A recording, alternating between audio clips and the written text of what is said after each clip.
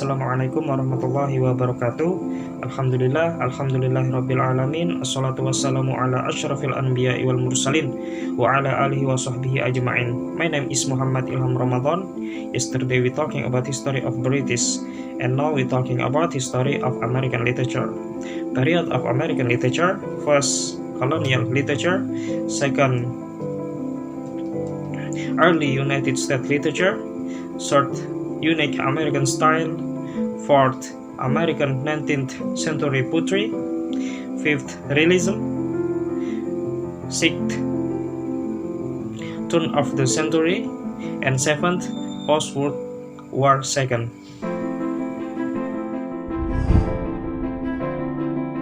Colonial literature. Some of the earliest forms of American literature were pamphlets and writings extolling the benefits of the colonies to both European and colonist audience. Captain John Smith could be considered the first American author with his works, A True Relation of Virginia, at 16 and 8. Early United States literature. In the post-war period, the Federalist essays by Alexander Hamilton, James Madison, and John Jay represented a historical Alexander Hamilton discussion of government organization and Republican values.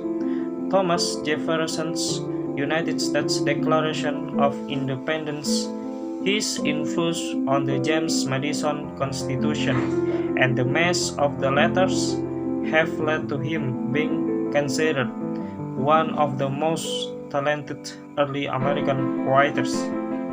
John Jay, the first American novel, is sometimes considered to be William Hill Brown's The Power of Sympathy at 17 and 89. Unique American style. With the War of 1812 and an increasing desire to produce uniquely American works, a number of key new literary figures appeared, perhaps most prominently Washington Irving, James Fenimore Cooper, and Edgar Allan Poe.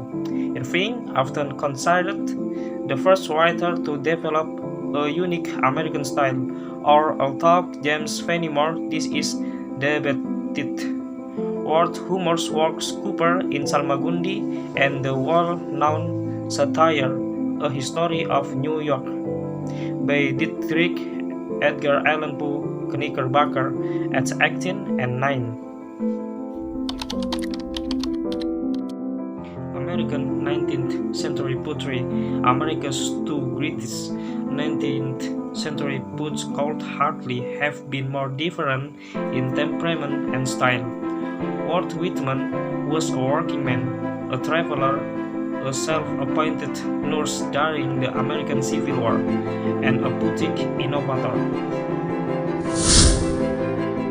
Elizabeth Barclay, or the pen name of Samuel Langham Clemens, was the first major American writer to be born away from the East Coast in the border states of Missouri. His regional masterpieces were the memoir Life on the Mississippi and the novel Adventures of Huckleberry Finn. Twain's style changed the way Americans write their language. Turn of the century. At the beginning of the 20th century, American novelists were expanding fiction's social spectrum to encompass both high and low life, and sometimes connected to the naturalist school of realism. More directly, political writings discuss social issues and power of corporations. Some, like Edward Bellamy in Looking Backward, outline other possible political and social frameworks.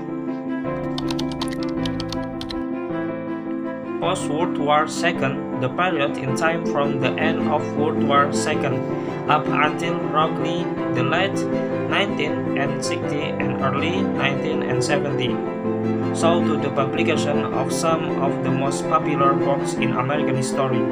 The poetry and fiction of the Beat generation, largely born of a circle of intellects from in New York City around Columbia University and established more officially sometime later in San Francisco, come awake.